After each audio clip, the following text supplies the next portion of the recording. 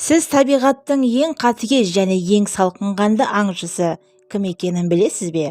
Ол арыстан да, қасқыр да емес. Ол дәл қазір сіздің бақшаңызда жасырынып тұруы мүмкін. Ол өз құрбанын тірідей жей бастайды.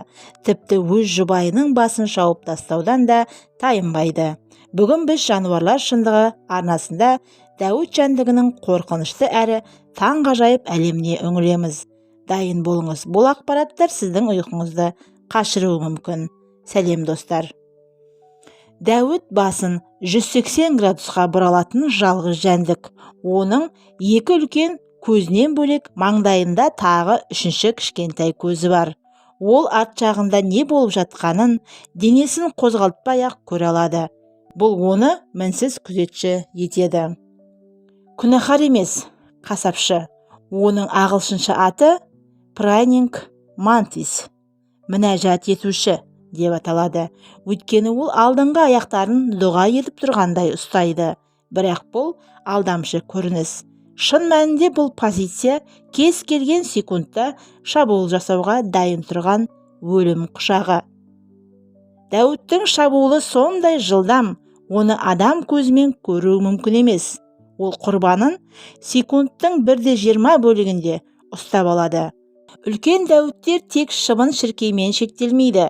Олар өздерінен үлкен торғайларды, калибри құстарын, кесірткелерді, тіпті кішкентай жыландарды аулай алады. Олар құрбанының ең алдымен миын жеуді бастайды. Ең танымал факт, ұрғашы Дәуіт шағылысу кезінде немесе одан кейін еркегінің басын жеп қояды. Неге? Өйткені жұмыртқа салу үшін оған көп ақуыз керек екен.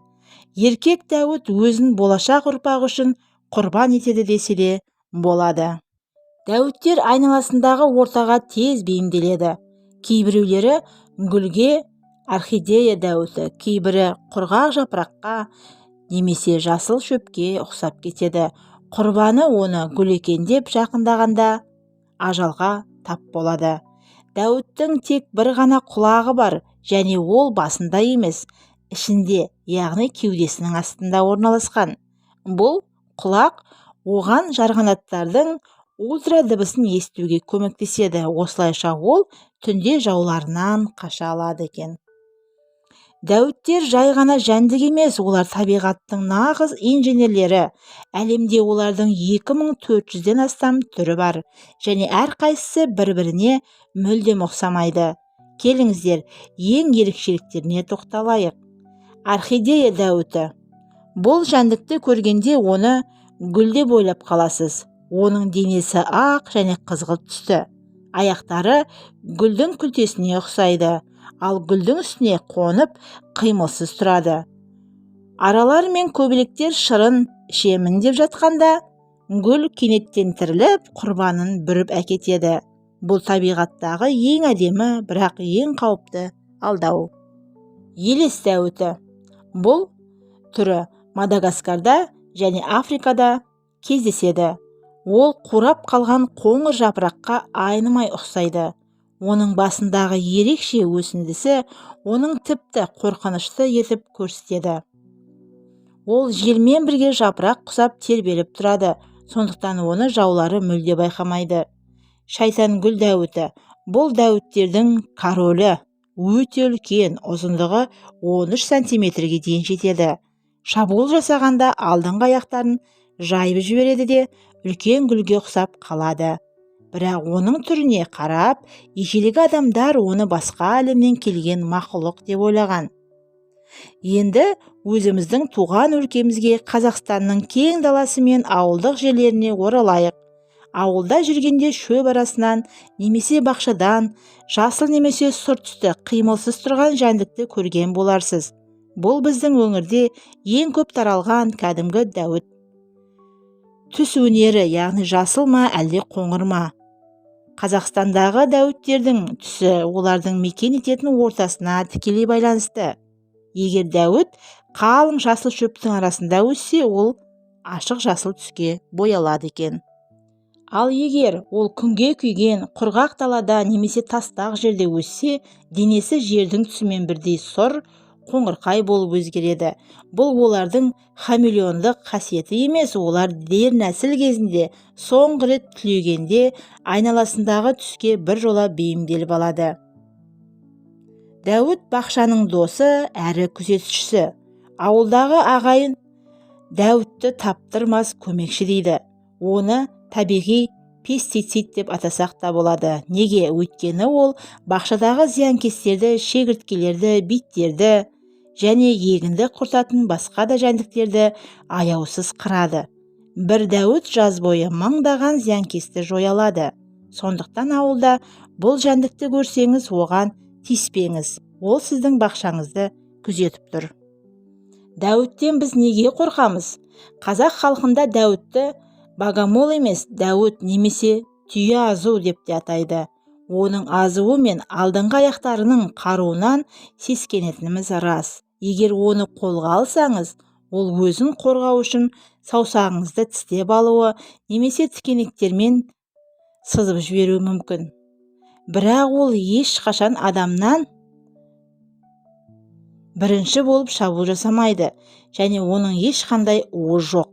Ол жай ғана өз шекарасын қорғайтын жауынгер. Ежелгі заманнан бері адамдар Дәуітке ерекше құрметпен және үреймен қараған. Ежелгі мысырлықтар Дәуітті өлгендер әлемінің жол бастаушысы деп санаған. Олардың сенімінше Дәуіт өлген адамдардың жанын қараңғылықтан жарыққа алып шығатын болған. Тіпті перғауындардың табыттарында да осы жәндіктің суреттері кездеседі. Ежелгі Қытайда Дәуітке деген көзқарас мүлде бөлек. Оны батылдықтың, қайсарлықтың белгісі деп білген. Аңыз бойынша 17 ғасырда Ван Лан есімді жауынгер Дәуіттің өзінен әлде қайда үлкен шегірткемен қалай соғысқанын бақылайды. Дәуіттің ептілігі мен шабуылдау әдістеріне тәнті болған ол Дәуіт стилі деп аталатын кунг-фу мектебін негіздейді. Бүгінде бұл стиль әлемдегі ең тиімді жекпе-жек түрлерінің бірі. Ғалымдарды таңғалдыратын нәрсе Дәуіттің миы. Көптеген жәндіктер тек инстинктпен әрекет етсе, Дәуіттер шешім қабылдай алады. Олар өз иесін, яғни өзін бағып-қағып жүрген адамды тани алады. Егер сіз оны үйде асырасаңыз, ол басқа адамдардан сескенсе де, сіздің қолыңызға қорықпай келіп қонады. Олардың көзқарасы саналы. Олар сізге тура қарап, сіздің әрбір қимылыңызды бақылап тұрғандай сезім ұялатады. Кейбір зерттеушілер Дәуіттердің көңіл күйі болатынын, тіпті ойнағанды ұнататынын айтады. Достар, осы бір кішкентай ғана жаратылыстың бойында осыншама қасиет барына сенесіз бе? Енді сіздерге бірнеше қызықты сұрақ қойғым келеді. Пікір жазып қалдырсаңыздар. Егер сіз табиғатта бойы 2 метр болатын Дәуітпен бетпе-бет келсеңіз, не істер едіңіз? Одан қашып құтылу мүмкін бе? Сіздің ойыңызша Дәуіт қатыгез қасапшы ма? Әлде ол ұрпағы үшін бәріне дайын ақылды тіршілік иесі ме?